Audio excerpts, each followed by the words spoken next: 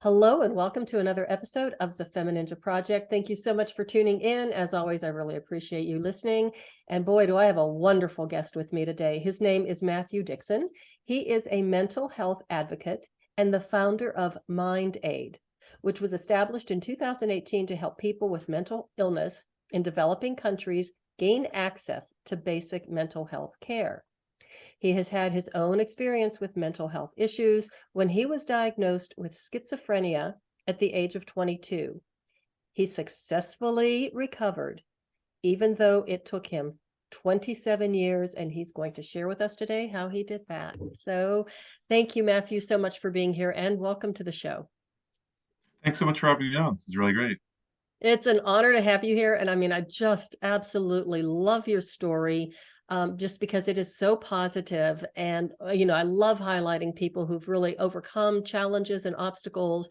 And not only that, you turned it around to where you are really reaching out and helping people all over the world. Thanks. Thanks. Appreciate that. I'm sure it Yeah. took a lot of work. So just tell us when you were diagnosed, how that came about. I'm going to let you take it from here. Yeah.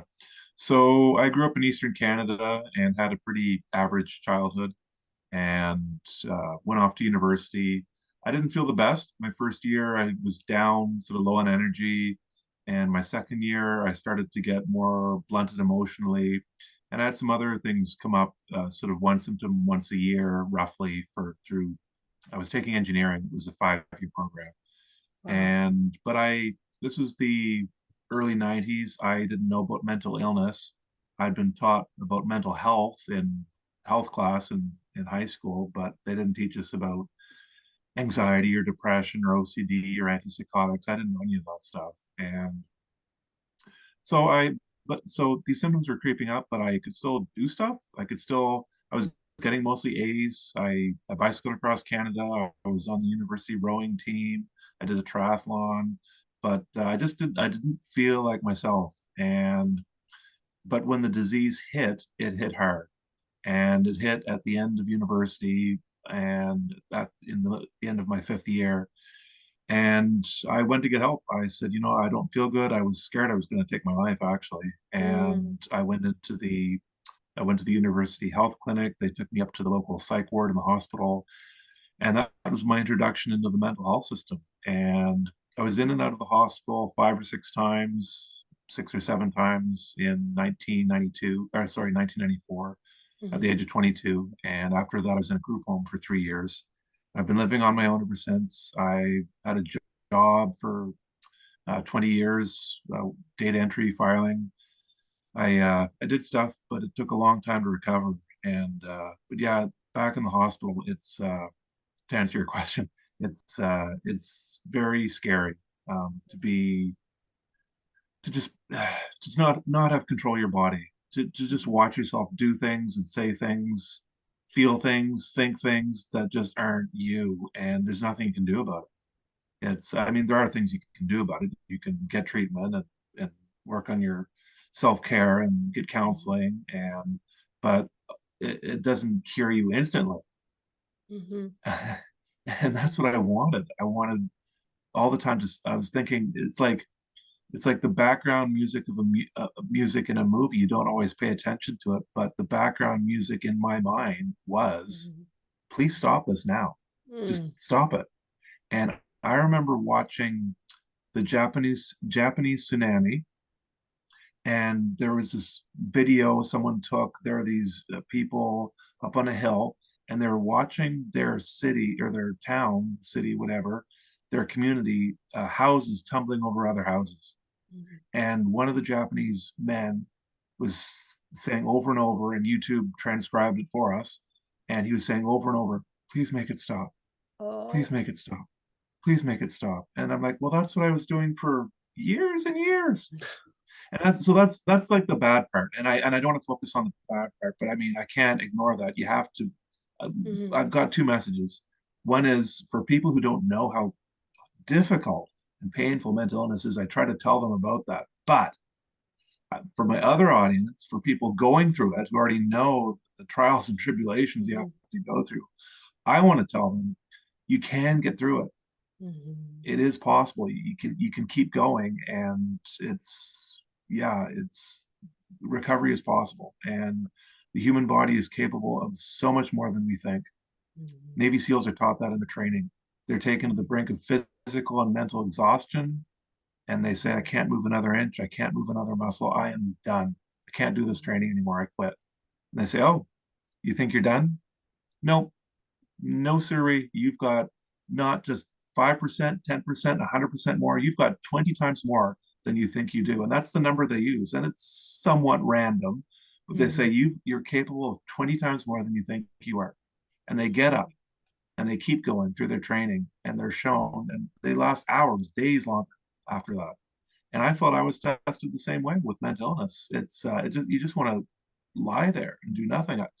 To be honest, I wanted to be in a coma for about 15 years, Wow. from 94 to about 2008. And one day, it was December 18th, 2008, and I remember exactly where I was, just in the evening walking around, and I said, you know what? I think you could wake me out of a coma today. And I thought, what about yesterday, December 17th? And I thought, no, yesterday I probably would have still wanted to be in a coma. And it's just, and so after 2008, I was still, not my best, but it was Right. non-coma worthy pain, you could say. Oh, And geez. but anyway, I got on a medication back in the hospital, and it worked. It worked Mhm. glacially slowly, but Mhm. I stayed on it. I'm still on it today, and I noticed an improvement in my health every single week Mhm. for years, from 94 till 2012. Wow. And in 2012, I started noticing improvements more than once a week, once a day, sometimes even twice a day. Just Mhm. and what these were, it would happen. It would just be a feeling I would get, and my thoughts would get somewhat clearer, Mhm. and it was a feeling of just more lightheartedness, not so heavy-heartedness, just and it would last for, I don't know, half an hour, maybe 20 minutes, could be Mhm. longer, could be shorter, but and I just have sort of these insights or brainwaves, whatever you want to call it.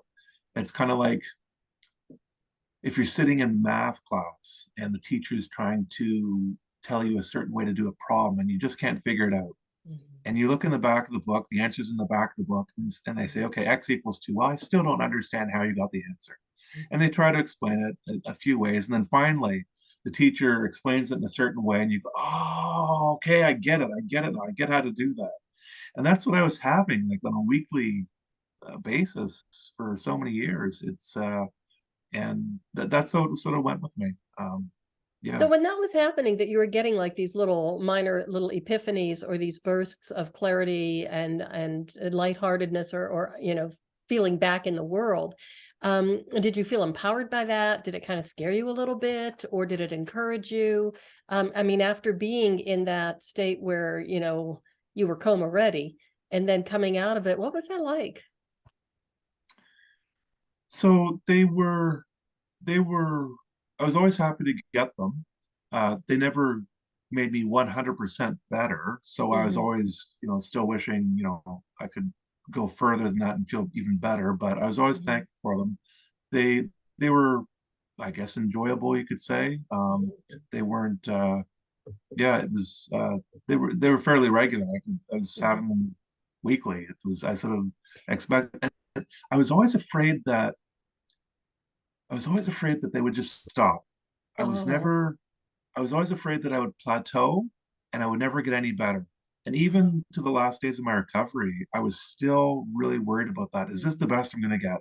Hmm. And it was a real carrot in front of the horse, just keeping Hmm. going, keeping going, keeping going after that carrot.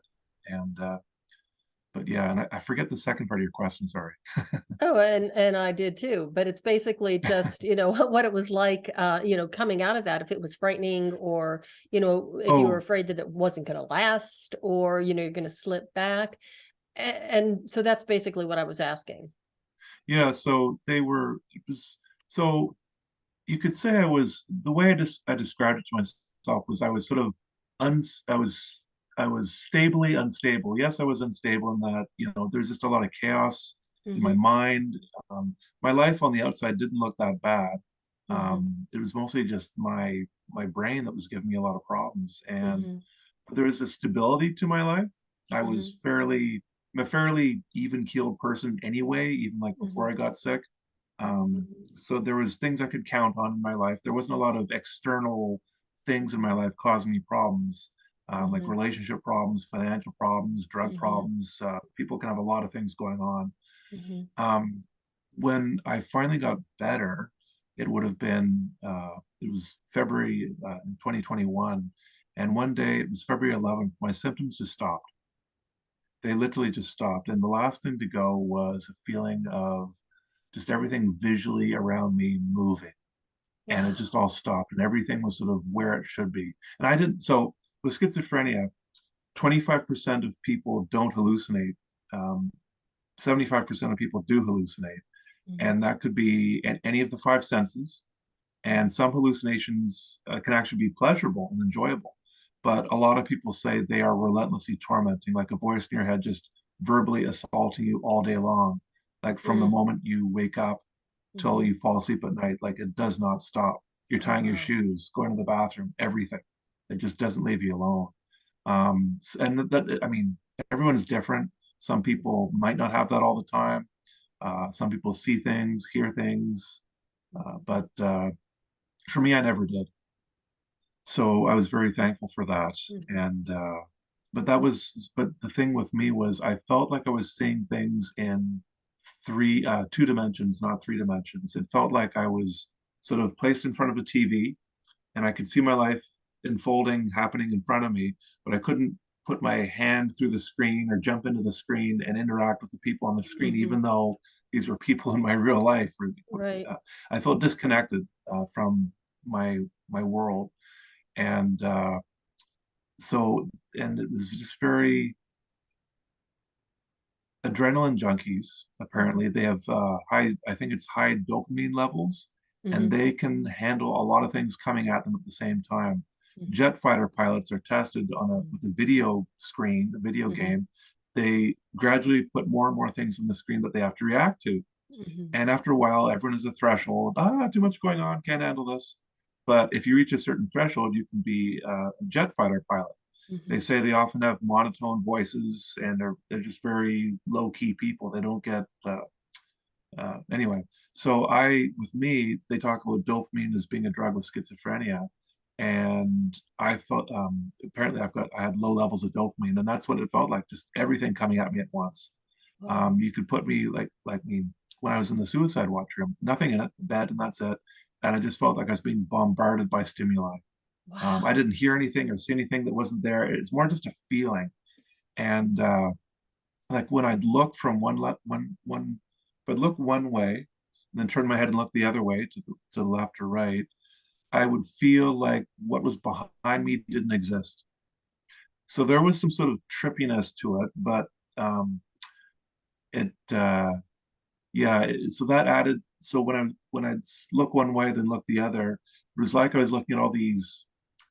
It's like if you go to a city and or go on a trip somewhere and you come back and you show or someone's showing you their photos of a trip they took and they say, Mhm. here we are in front of this building and here we are Mhm. inside this restaurant and here we are over here in the city.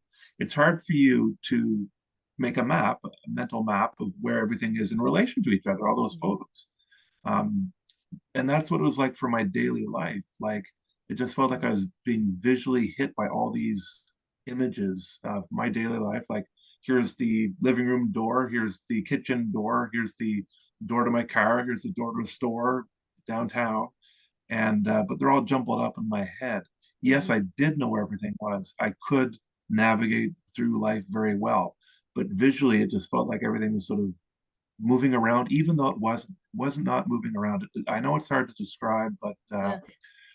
that was the last thing to go with my disease, and Well, just and that I'm even visual thinking thing. of because obviously you were highly functional at this point too, and you were even driving. And I mean, I know what it's like just driving, the streets of Denver and paying attention to everything. It's just overwhelming. But to have that going on and you're still trying to navigate life, a job, relationships, driving even to me would be so difficult and dangerous.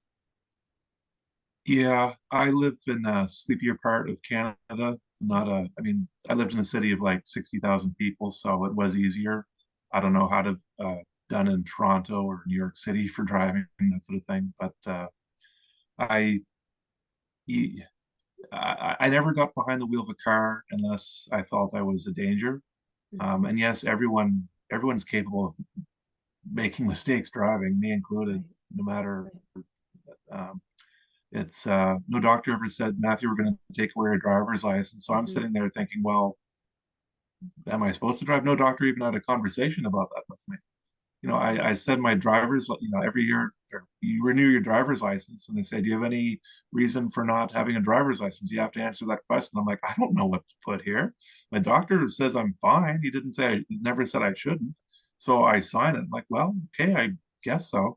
But I never got behind the wheel if I thought I was a danger. I drove Mhm. for many, many years, and some people are actually jealous of my driving record because it's pretty darn clean. It's not perfect, but it's Wow. pretty darn clean.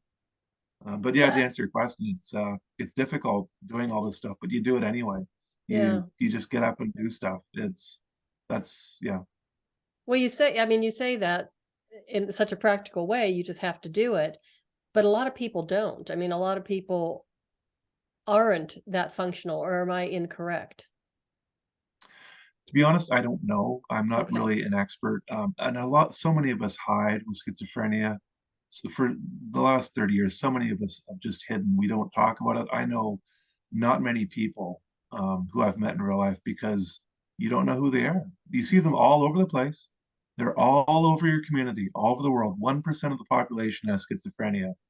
They're you see them everywhere, but you have no idea who they are. Some people you may guess because they're untreated or not doing well, maybe Mhm. talking to themselves, but Mhm. it's yeah, it's so I don't really know, but yeah. I want to get back to when you were diagnosed because to me, that just surprises me that, at the age of 22 is when the symptoms came on or when you were diagnosed. Because I thought, and, again, I don't know a whole lot about schizophrenia, but I thought it was something that, you started at a much younger age or you're the second person, I told you this before we started recording, that I've spoken to who has recovered from schizophrenia. And when you were telling your story and the timeline, it's exactly the same as his. That when he went to Okay. college, and that's when it started to, like, the second year, something wasn't right. And then it just kind of blew up in his face. And yet, this same person I'm talking about had a complete recovery as well.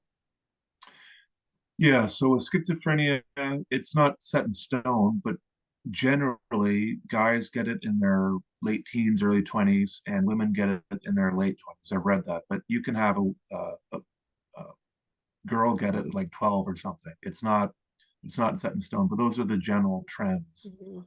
And yeah. And the stigma that goes along with schizophrenia, I think, is really it's terrifying for the person as well as for people who are surrounding or related to the person who's dealing with it. But there's just so much like I said, of a stigma about schizophrenia, and that once you're diagnosed with it, this is it, you've got it forever, there's no such thing as recovery. um did you find that to be true when you were going through it, or were you kind of keeping it on the QT and not sharing with people that you had schizophrenia? So there's no guide for how to navigate the stigma. They don't say, okay, Matthew, here's what to expect, here's what to tell people.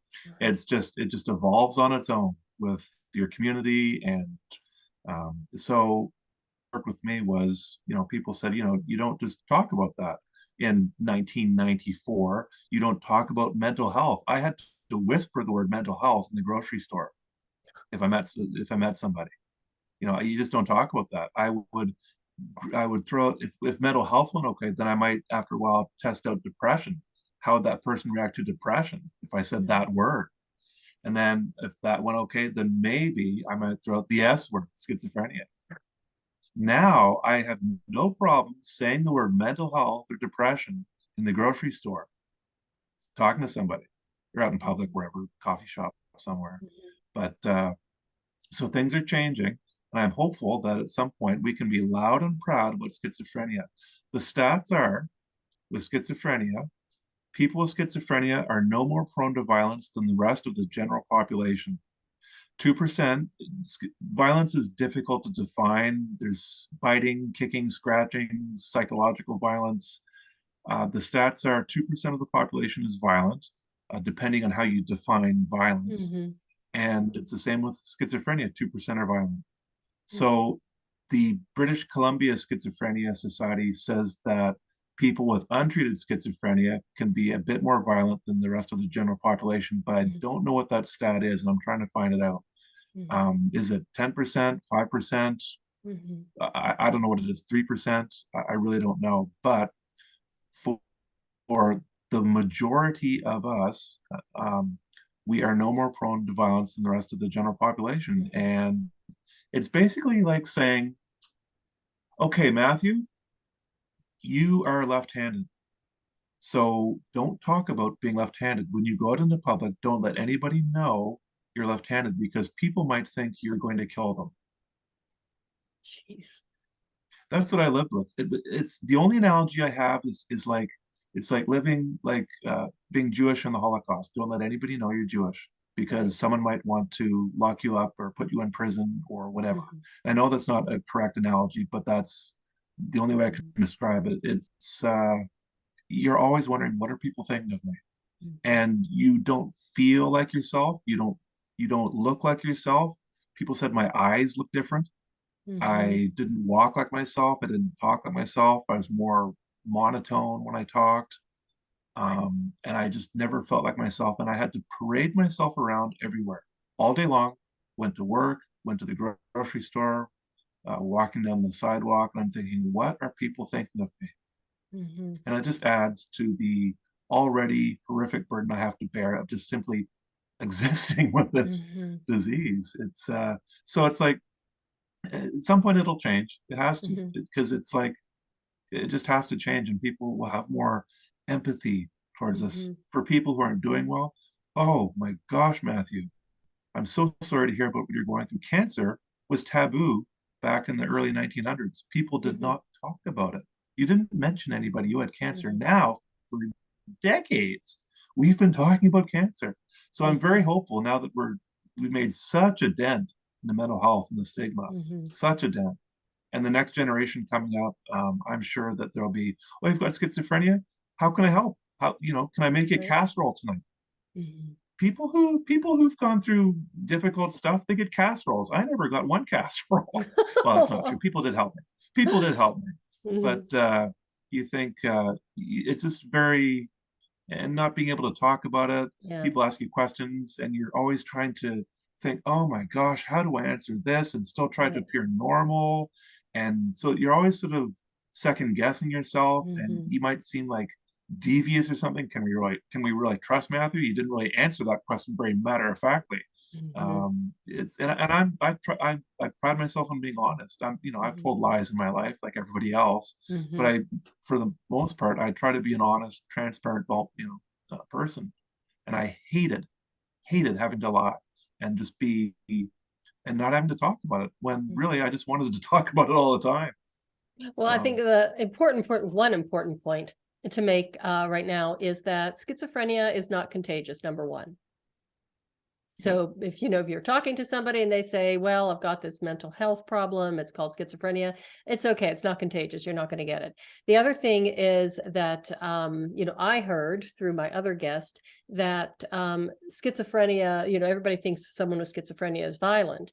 And he said that there was much more likely to be a victim of violence than yeah, to do violence themselves.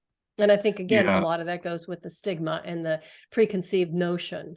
And I just have to giggle when you start, talking about the 1990s and nobody talked about mental health. Nobody talked about a lot of things. And, like you said, when I was growing up, if somebody had cancer, they didn't have cancer, they had cancer. And they would whisper yeah, everything. like Yeah. almost it was a dirty word even to say someone had asthma or whatever. It was just really strange. But now I really believe that there is so much more attention and focus and acceptance on mental health, and people are talking about it a whole lot more. And I think that I don't want to say thanks to COVID, but I think since COVID and how that impacted everybody's mental health, now people are a lot more comfortable talking about it. And if you look up podcasts for mental health, man, there's a lot of them. So I think it's very, very encouraging that we are talking about this. And, it's an illness like everything else, and it can be cured like most illnesses. Well, I think every illness basically can be, because you said it yourself right at the very beginning that the body has an incredible capacity and ability to heal. Yeah. Yeah. I'm not I'm not cured. I still take my medication Hmm. and I try to live a healthy lifestyle. I use the word successfully recovered. I mean, basically all I do is pop a pill Hmm. and try to eat well, exercise, sleep, get enough sleep, which everyone should do anyway. Right. Basically, it's popping a pill. If there's ever a ultimate solution for something, isn't it just popping a pill? I mean, I say that in jest, but I feel pretty darn good, and Hmm. yeah, I'm very happy with. I mean, my life isn't perfect. I have Hmm. ups and downs in my life, but my emotions are in the normal range now. Hmm. I'm able to handle lots of stuff that I was so long. There's so much I couldn't do, and now I'm just doing it. It's kind of easy breezy. Hmm. It's nice. It's nice to get there. Well, speaking of activity, physical activity, let's go back to the bicycling across Canada, because you casually mentioned it. And of course, it is in your profile, so I have seen it. But it's like I'm looking at Canada, and that's a lot of mileage. How long did it, take you to do that? What was that trip like? But most of all, what in the world possessed you to bike across Canada?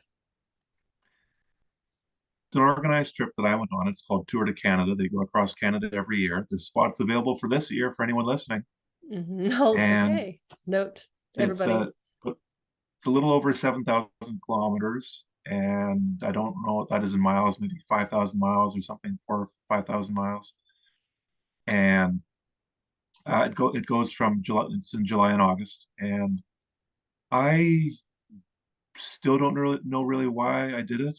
It came out of nowhere. I wasn't an athlete, you could say. I mean, I was in decent shape, but I never was training for anything. I went for bikes and runs and played some golf, and I was on our small high school soccer team for in the fall for a couple seasons. But it's uh, the I read an article in the newspaper that my mom had clipped out for me, or my parents had clipped out for me, and it was called "You Can Pedal Across Canada."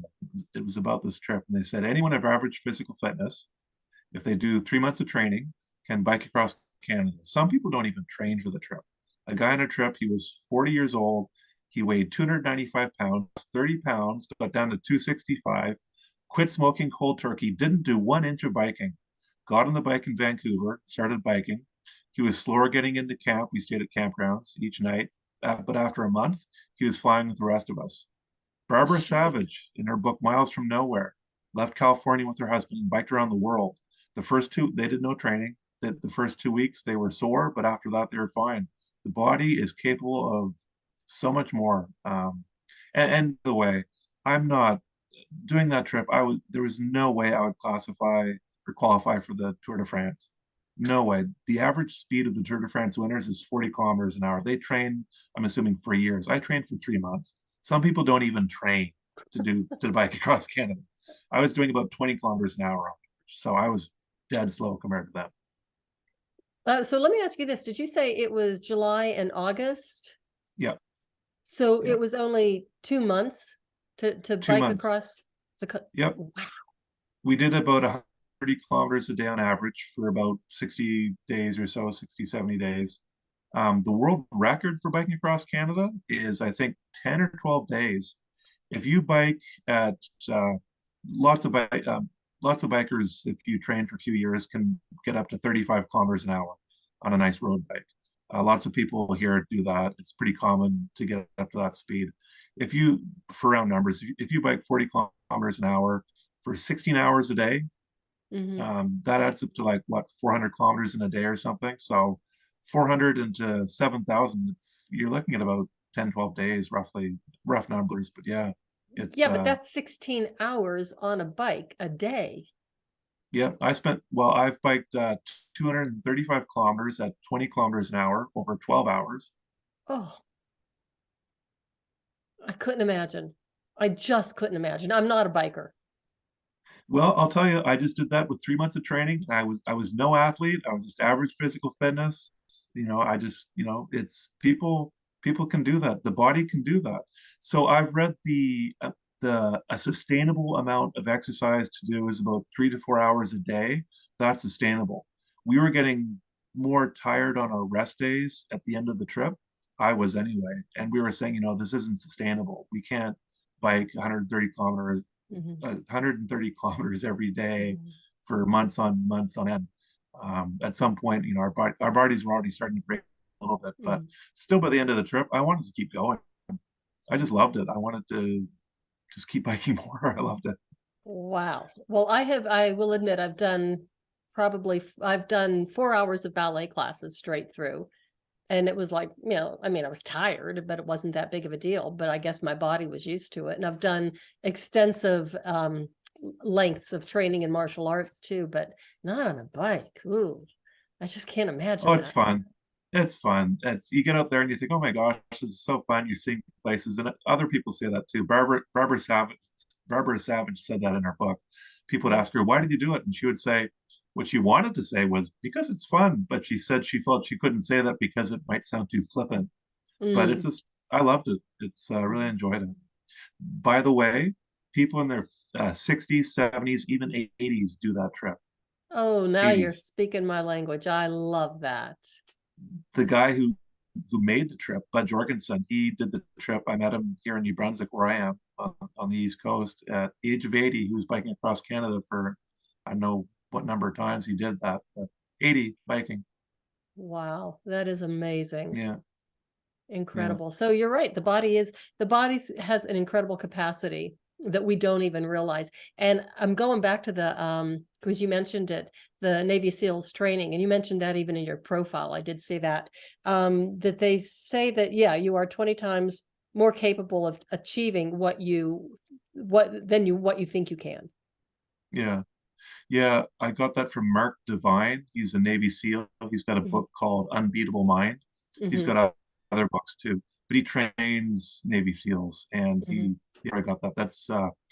Um, I've got on my website, I've got a list of my best mental health tips, and that's one of the Yeah, books I I saw recommend.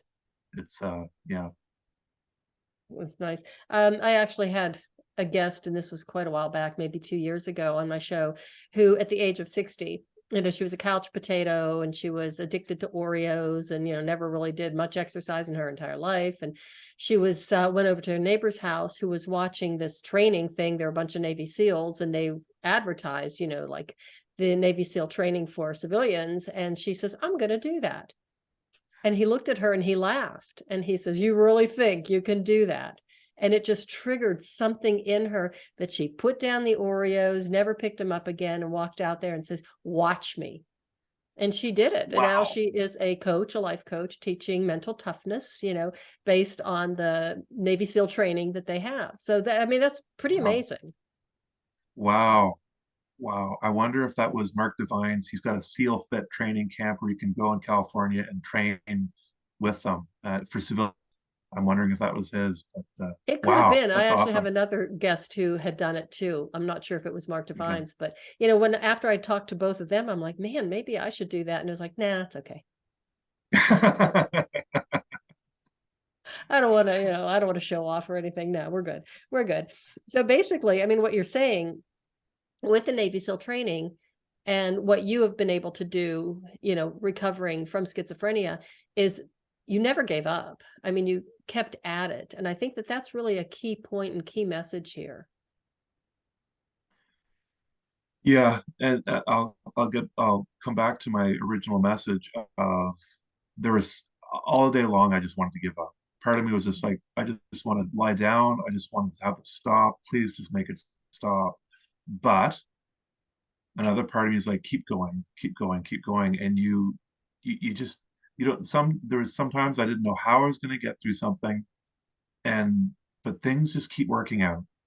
They do. They just, it's well documented now that people who've attempted suicide, many of them regretted it. Mhm. Many of them, some of them, many of them instantly regretted.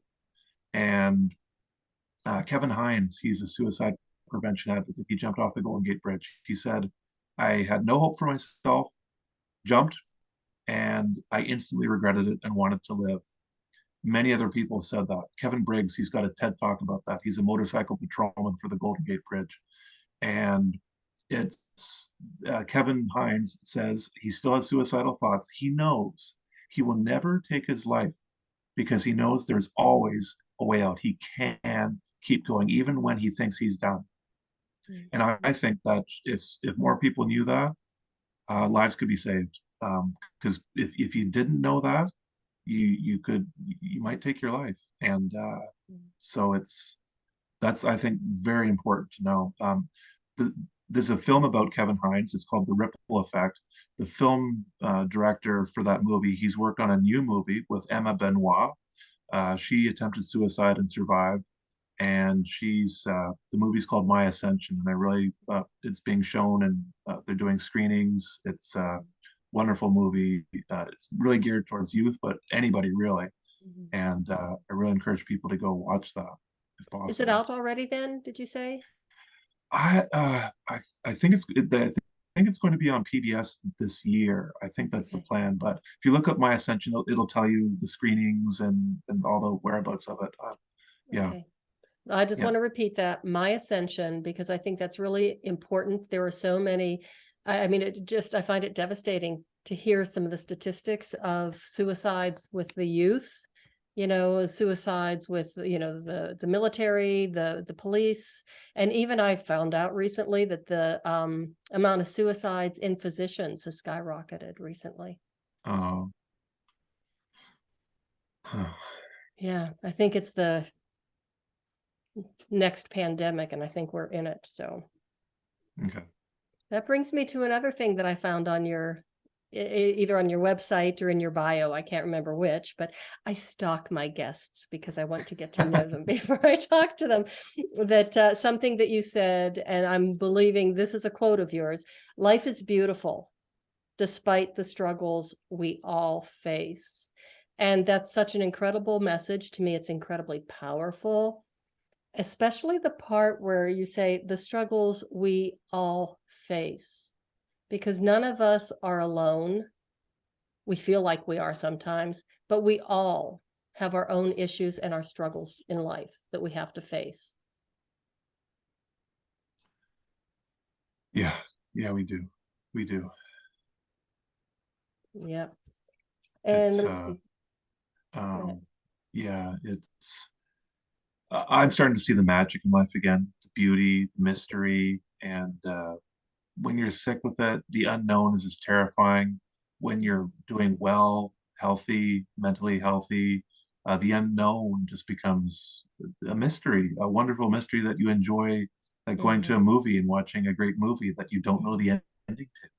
And, oh, mhm, what's gonna mhm. happen here? And it's uh, it's it's yeah, it's wonderful to get back to that, and I really hope more people can keep fighting in their journey to just keep going and keep having hope because you never know what tomorrow is going to bring. You don't know. There are thousands and thousands and thousands and thousands of people today, tomorrow, the next day, working on ways to help you get better with mental illness in Mhm, labs, in all sorts of places, mhm, working on this for you. There are armies of people working to help get you better.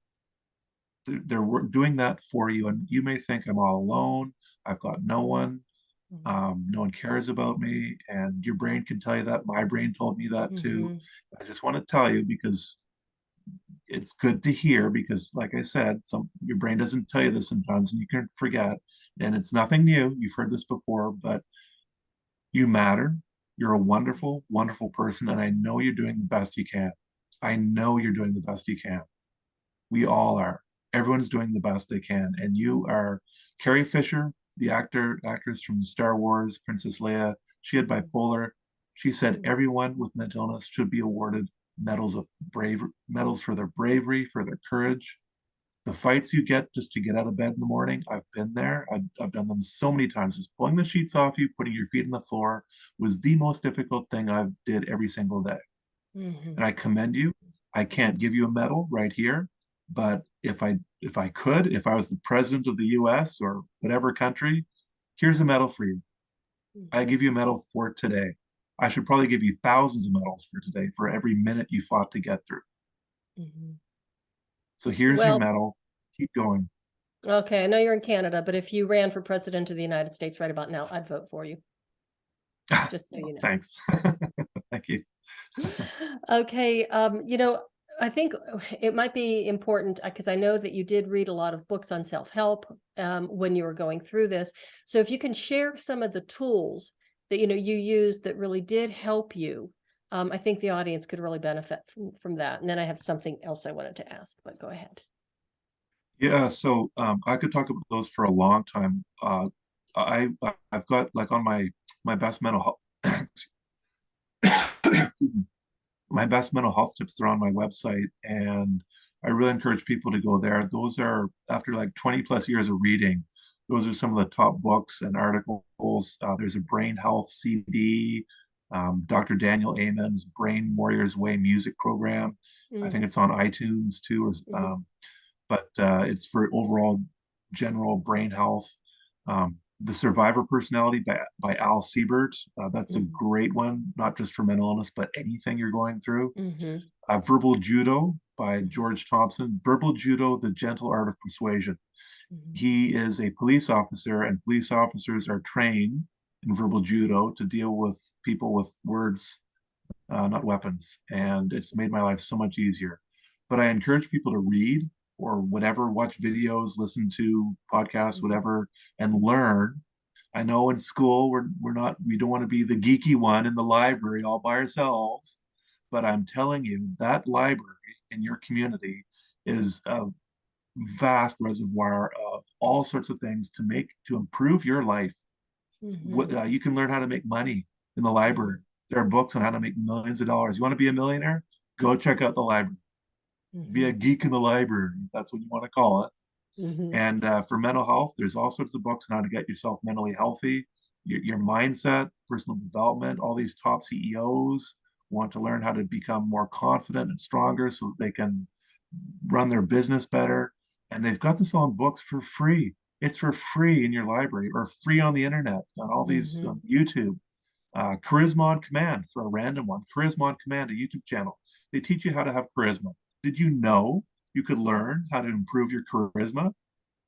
Well, You it's good can. to There's know books because on it I know too. some people who could use that. Yeah, you want a problem solved? Someone's gone through it before. With mental health, people have gone through this before. Millions of people. You're not the only one. You may feel like it. I felt like it, but millions of people have gone through the exact same thing as you. You've got a unique part to your story where no one's gone through exactly what you've gone through, but a good chunk of what you've been through is common for people for who knows how many years back into our history. Right, and how they were treated back then, I can't even begin to imagine how bad it was then. Well, I'll tell you, you might want to segue, not to tell you what to do with your podcast, Go for but it. to segue into the next part, maybe. But I advocate for people with mental illness in developing countries. And one of the things I'm trying to tell people is that there are some people who are actually kept in chains with mental illness in some countries. Okay, I did see that picture on your website and I was stunned. Yeah. Robin Williams' son, Zach Williams, and Allison Janney, the Hollywood actress from the West Wing TV show years ago, Mm, and Tim Shriver, of the special founder of the Special Olympics, they are helping promote hashtag break the chains. Put hashtag break the chains into your browser or go to MindAid. There's a link there for it, my website. mhm, And they estimate hundreds of thousands of people, not millions, but hundreds of thousands in 60 countries are kept in chains, tied to a tree, tied to a bed, with their foot through a log, the foot through a log so they can't move. tied up in a shed with mental illness, and not just mental illness, but untreated mental illness. I went through Oh, all the things I went through. That was treated mental illness, untreated mental illness. So, and some people say, well, Matthew, in the last 100 years, people were, in asylums, lunatic asylums, and I don't know if they were tied up, but we had straitjackets and stuff like that. So it's, but anyway, there's on that website, hashtag break the chains. There is a pledge they want you to sign. They're looking for 20,000 signatures.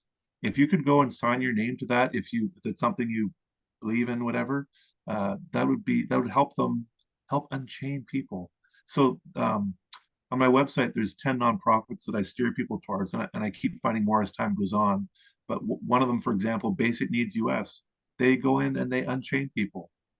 They take, I mean, I was desperate for help.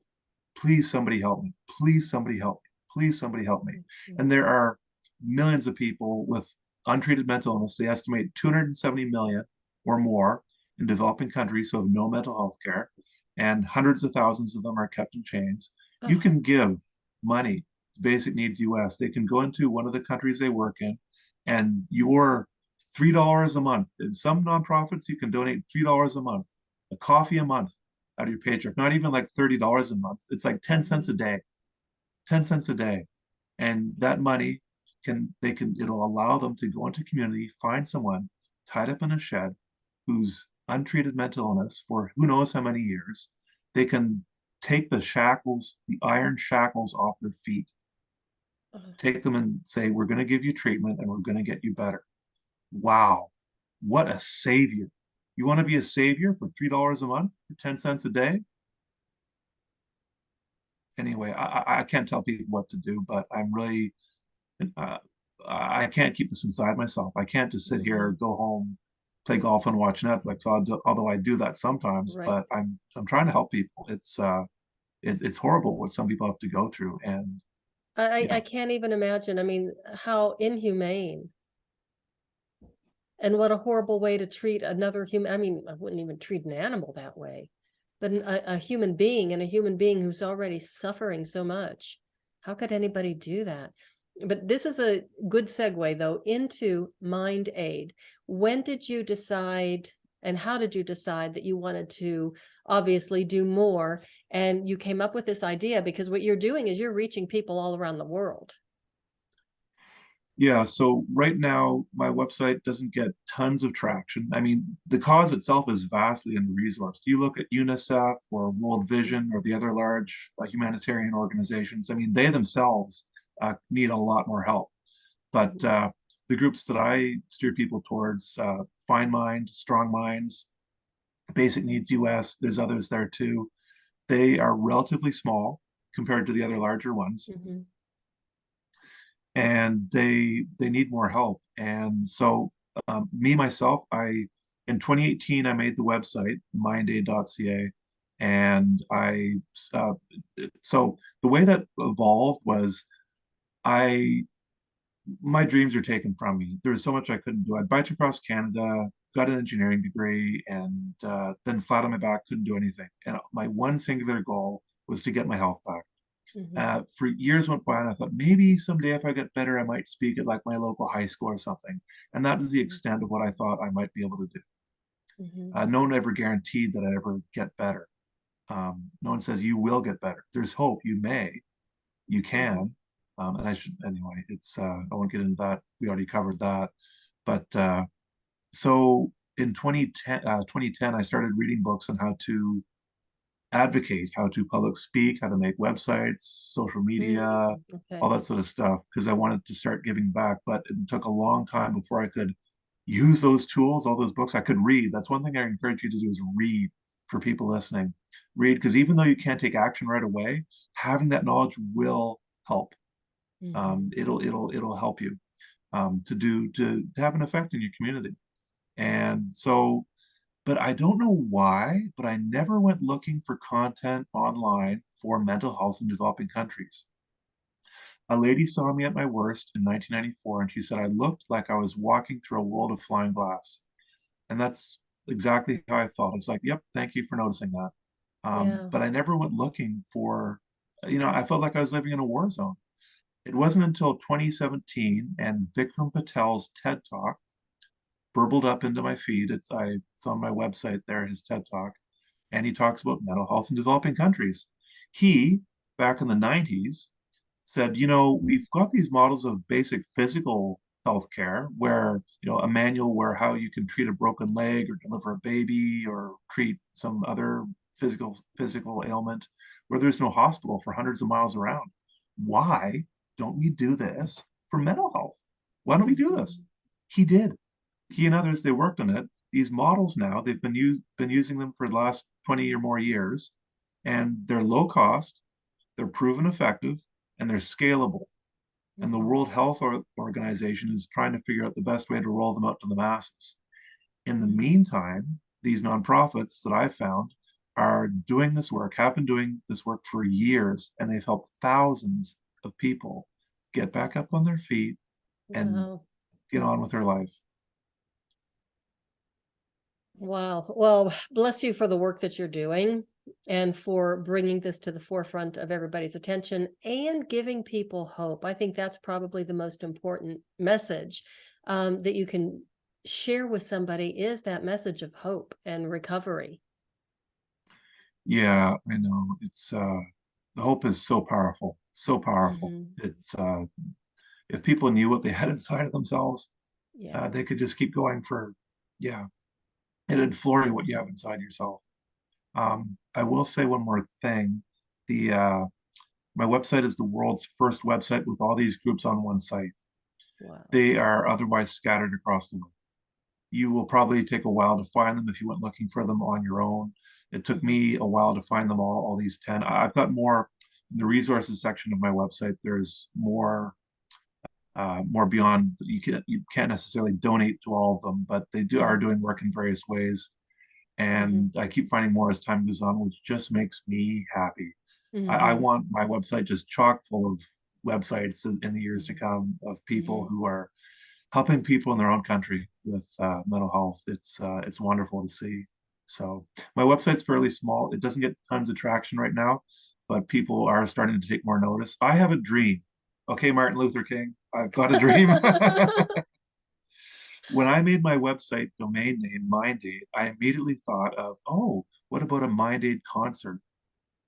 Like Earth Aid, Band Aid, Live Aid. Hmm. I don't know if I want to go that big for a concert. I've got the idea of an annual Mind Aid concert. It could be in one city or a number of cities, but like, I Hmm. don't know, 10, 20, 30, 40,000 people, whatever, a fairly big concert, and have bands come and play and raise money and funds and awareness for mental health in developing countries. Wouldn't that be wonderful? You could have a telethon part of it. People could phone in and donate money. The annual Mind Aid concert in your city. You could And even add maybe a bike ride in there. well, about a couple of weeks ago, 2, 3 weeks ago, I said, you know what? I think I want to bike across Canada again. I've been chomping at the bit to do it again, and I think I'm ready to do it. And I've got a web page for it. I've got some people who volunteered to drive a support vehicle across. There's some talk about getting a film crew for it. Very excited about it. I'm on week 5 of training, Wow. and I've been doing 2 hours of cardio 3 days a week in the gym. Once April hits, I'll get on my bike outside, and I'm looking for sponsorship. And yeah, so I've got the wheels rolling. This is very new, just the last couple of weeks or so. And Hmm. yeah, if people want to donate, I'm raising money for MindAid. It will be a fundraiser for MindAid to go to those 10 Hmm. nonprofits. Hmm. And But I also will be raising money for in Canada, the provincial schizophrenia societies and the national schizophrenia societies. So yeah, Well, congratulations and good luck with that. I'm so excited for you. And wow, did it once and you're going to do it again. That's impressive. thanks. Oh, and there was, oh, yeah. The other thing I wanted to mention is and especially I want the audience to understand this, that your website is amazing. You have so much information and so many resources there. So anybody, I would really encourage you to go to that website, mindaid.ca, correct? Yep, mindaid.ca, mindaid.ca.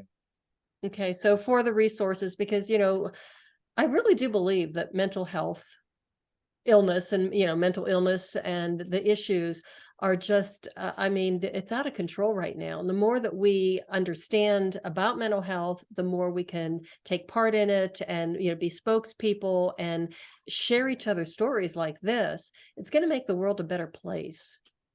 And you're just thinking about those people who are chained. I mean, my heart just breaks.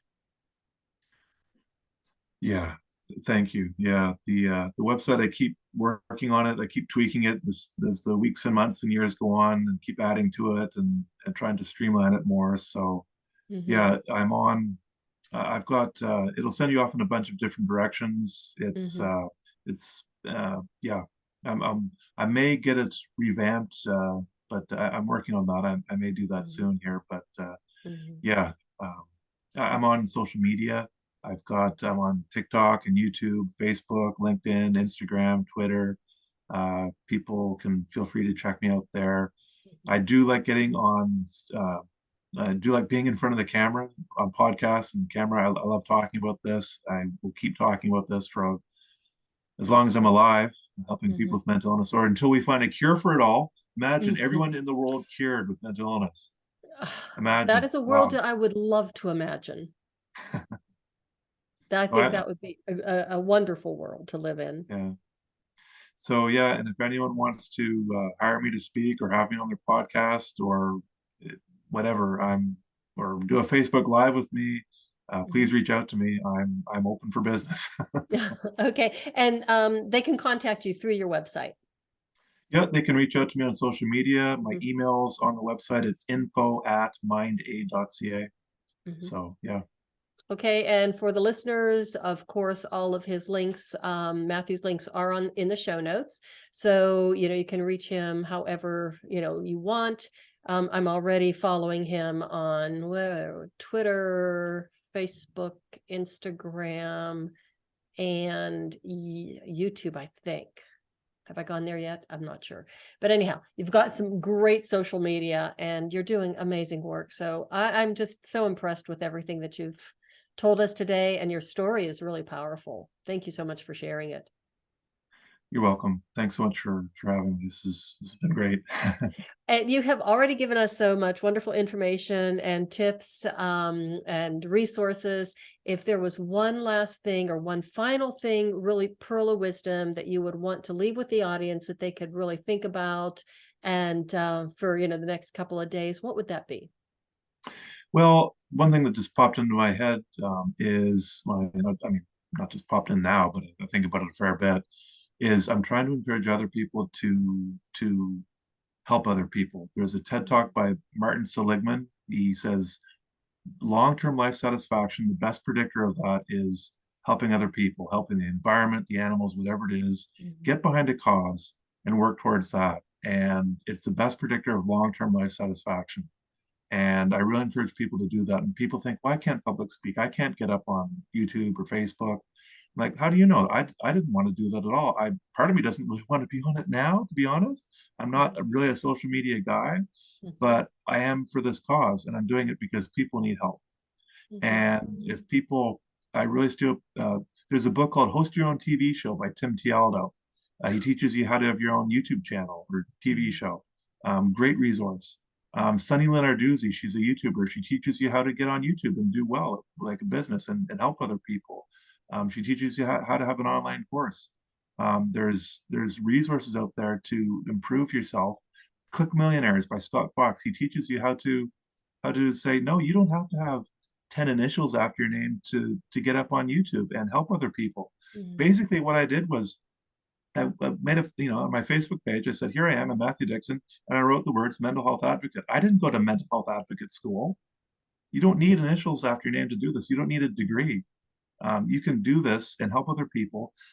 Chris Winfield and Jen Gottlieb of Super Connector Media in New York City, they have free training or very cheap training, like $27, $47 sometimes. And they teach you how to get on TV. They teach you how to get on radio, on podcasts, written in the media. People think, I can't be on TV. Yes, you can. There are people who go through their free training. They say, Mhm. I have no message. I have no followers. I have no social media presence or knowledge of how to do it. And they go through the training and realize, I do have a message. I do want to help people, and I will figure this social media stuff out. And they get up, they do YouTubes, they get on TV. TV shows, producers for years were waiting for the world to catch up to be ready to do interviews by Zoom. COVID happened. They're like, yay, now we can do this. Yes. Chris and Jen say, you can get on TV if you've got a message for someone in Montana and you've got a message that can help people there. Reach out to a local or a regional TV station there with your Facebook. You can do this with a Facebook page. Don't even have to have a website. Just have a presence online. And they say, okay, talk to us about this. Tell us what we have to say. You can do that from your living room on Zoom in Montana. And people can, Chris and Jen talk about mindset. People say, I can't be that person on TV. They say, you can. They teach you. A big chunk of their training is mindset to give you confidence. My confidence has been boosted so much for them. So appreciative of them. And because of their help, I got in LA Weekly with another PR company too, and just 4 million readers. I did that just recently. It took me. I'm just so happy about that, and I just keep. So your confidence doesn't grow overnight. It grows. I mean, it might be able to, but it grows like building a wall with bricks. One brick in the wall. Take a small step. Jeff Hayden talks about this in the Motivation Myth book. He says, just slowly build it. Take an action, you get a bit of confidence. Don't wait for the confidence to take the action. Do something, a small step. You'll get a little bit of confidence. Take another small step. You'll get a little bit more confidence. And brick by brick by brick, you'll build this wall or this house, whatever. And over time, you'll get more confident. And that's what I do with phone calls, reaching out to people, networking. So I really encourage people to think about what you want to do with your life, helping other people, giving back, and helping in whatever that looks for you, whether it's helping people with mental illness or you name it. I really encourage people to go outside their comfort zone a bit. And you don't have to go outside your comfort zone. You don't have to go bungee jumping, face your fears, do all these things, scary things. Go 1% outside your comfort zone. Just 1%. Make a phone call. You'll be able to handle it. You won't die. Okay, so I just either want to yell hallelujah or jump up and start cheering and clapping. And you are definitely a motivational speaker or a motivator. Let's just say that, as well as an advocate, because you got me all fired up now. Some of the things that I have on my back burner, it's like, oh no, now he's given me the energy and the permission to jump off that bridge into the bungee cord, get out of my comfort zone. But wonderful words of wisdom. Thank you. Thank you. Thank you. It has been amazing having you on here and hearing your story, Matthew. I can't tell you how much I really appreciate it. I really enjoyed this too. This is a great conversation. And a very important one to have. Yes, I really hope it can help some people out there. And everybody, thank you so much for listening. As always, I really appreciate you. And please do share this episode. Please spread the word. Do go to Matthew's website. He has a wealth of information. There are so many resources. And remember, you don't have to just, get on TV right away, but just start by helping one person, just one person at a time. And if we can do that, I know the world will be a better place. And I know that all of our mental health will benefit from it. And that is the way of the FemiNinja.